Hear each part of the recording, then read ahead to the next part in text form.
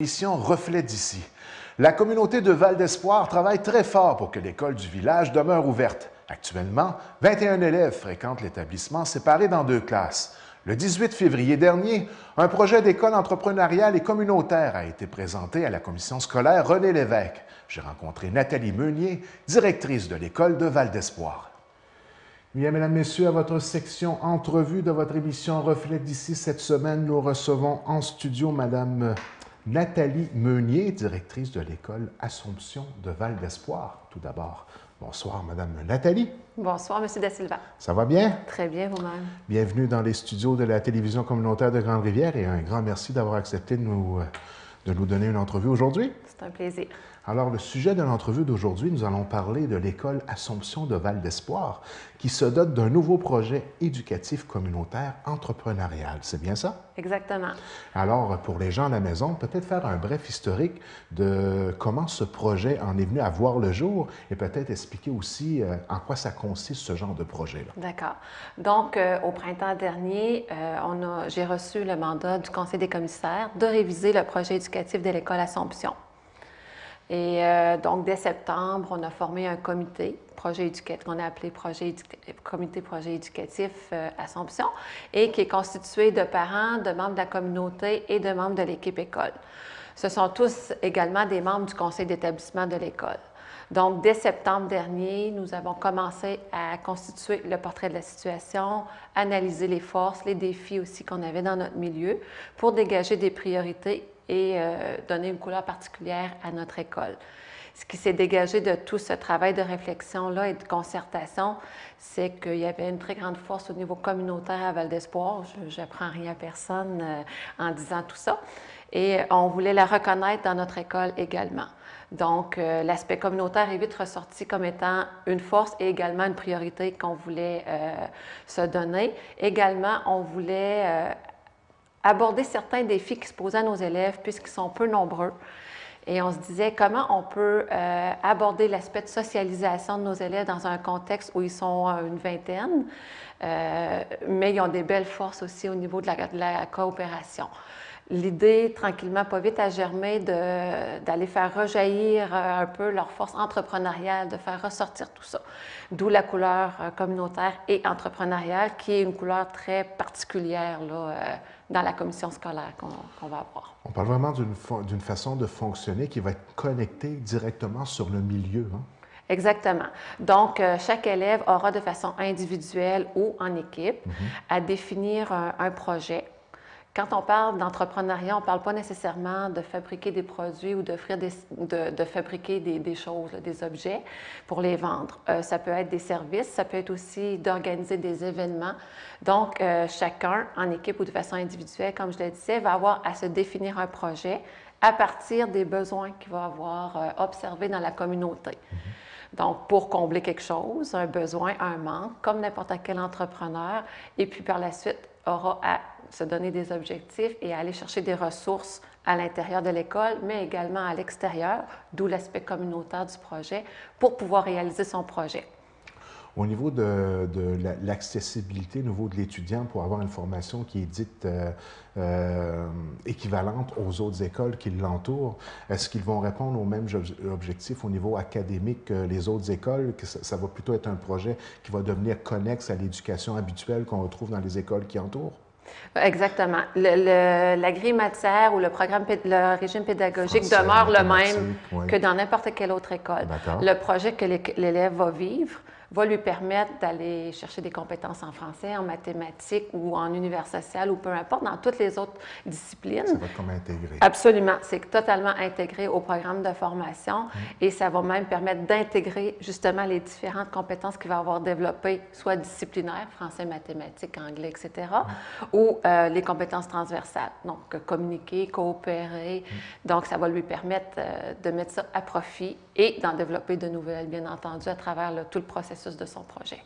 Donc, ça peut devenir quelque chose de très avantageux pour l'étudiant d'apprendre dans un contexte qui est différent Tout ça dans le but de rendre l'expérience le plus dynamique possible. Exactement. Ce qu'on veut, c'est mettre vraiment l'élève au cœur de ses apprentissages et qu'il devienne le premier responsable de cette démarche-là et qu'il aille chercher les ressources autour de lui, soit les ressources pédagogiques ou les ressources du milieu pour y parvenir.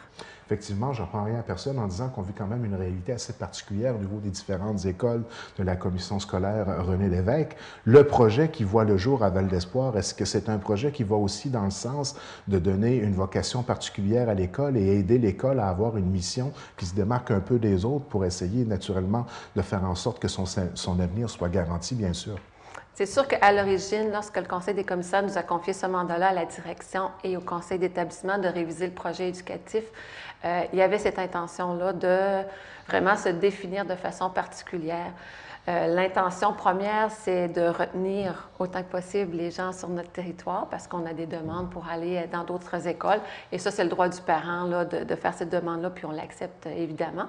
Mais on voulait proposer un projet qui puisse attirer aussi des nouvelles familles sur le territoire de Val d'Espoir. C'est un peu notre rêve ou notre ambition. Donc, concrètement parlant, parce que c'est certain, il y a des parents, à l'heure où on se parle, qui nous écoutent, que ça doit certainement piquer leur curiosité, la façon avec laquelle ils peuvent aller chercher l'information, c'est quoi le processus à suivre, disons, pour quelqu'un qui voudrait carrément que son enfant vive l'expérience d'un projet éducatif communautaire entrepreneurial. Naturellement, ça implique de se déplacer à l'école de Val d'Espoir. Oui, oui, évidemment. À la base, le parent doit déplacer, c'est sûr, son enfant, puisqu'il n'y a pas de service de transport quand on fait une demande pour aller dans une école qui est hors du territoire d'appartenance. Il y a des possibilités dans d'autres écoles, par exemple, où ils font du covoiturage ou des choses comme ça. Ça pourrait appartenir aux parents d'organiser quelque chose comme ça. S'ils veulent de l'information, tout simplement communiquer avec l'école. On a aussi un beau dépliant qui est disponible un peu partout, qui explique les fondements du projet éducatif de notre école, mais de téléphoner tout simplement à l'école pour qu'on puisse... moi, je rappelle les parents ou les gens qui veulent avoir l'information et répondre à leurs questions également. Au niveau du principe d'inscription, c'est la procédure habituelle qu'on le retrouve pour s'inscrire dans une école normale là, de la commission scolaire René Lévesque. Absolument, oui. C'est les mêmes exigences et la même façon de faire. C'est simplement une occasion de vivre un encadrement d'éducation qui est différent de ce qu'on retrouve dans la norme habituelle. C'est quelque chose qu'on a déjà vu en préparation d'entrevue, on en discutait un tout petit peu. C'est un modèle qu'on a déjà vu ailleurs, c'est bien ça? Le modèle entrepreneurial existe dans 3 autres écoles de la commission scolaire, René Lévesque. Ah oui? Oui.